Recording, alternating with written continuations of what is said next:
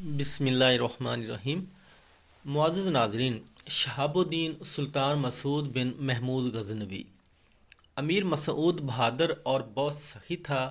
اس کی بہادری کا یہ عالم تھا کہ لوگ اسے رستم ثانی کہتے تھے۔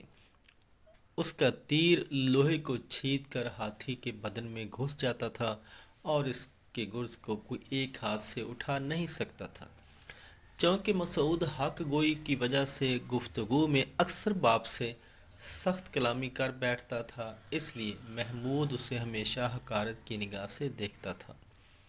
امیر محمد ہمیشہ باپ کی ہاں میں ہاں ملاتا تھا، اس لیے محمود ہمیشہ اس کی عزت اور خاطرداری کرتا تھا۔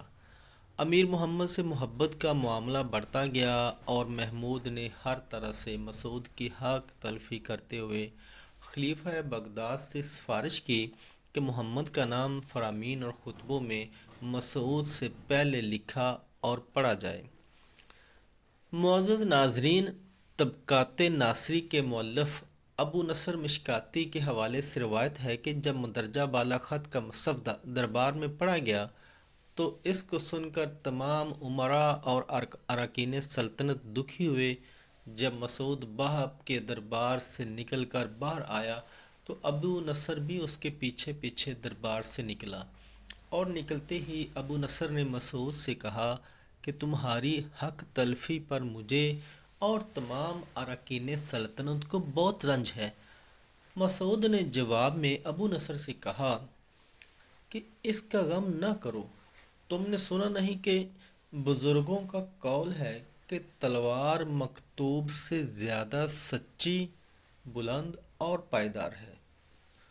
ابو نصر کا بیان کہ جب میں مسعود سے گفتگو کے بعد دربار میں آیا تو محمود نے مجھے اپنے پاس بلایا اور مجھ سے پوچھا کہ تم مسعود کے ساتھ ساتھ کیوں گئے تھے اور تم دونوں کے درمیان میں کیا گفتگو ہوئی؟ میں نے محمود سے منوعاً ساری بات کہہ دی۔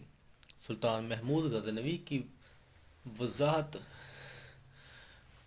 محمود نے میری اور مسعود کی باتیں سن کر کہا کہ میں بھی جانتا ہوں کہ مسعود محمد سے ہر طرح بہتر ہے اور مجھے اس بات کا یقین ہے کہ میرے بعد سلطنت مسعود کو ہی ملے گی، لیکن جو کچھ میں کر رہا ہوں وہ محض اس لیے کہ امیر محمد نے میرے آداب اور حفظ مراتب کا ہمیشہ خیال رکھا ہے۔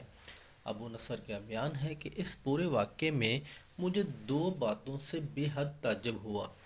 ایک، مسعود کے ذو معنی جواب پر جو میرے علم و فضل کے شایان شان تھا۔ دوسرے، محمود کے انتظام سلطنت پر کہ ادھر میری اور مسعود کی گفتگو ہوئی اور ادھر جاسوسوں نے محمود کو جا مطلع کیا۔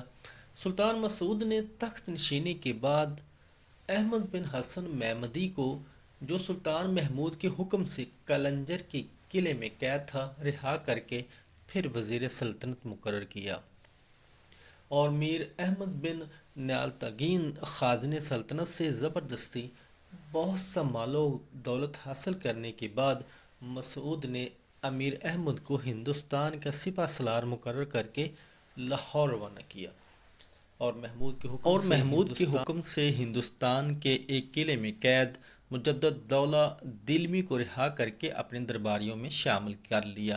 یا اللہ ہمارے رزق میں اضافہ فرما۔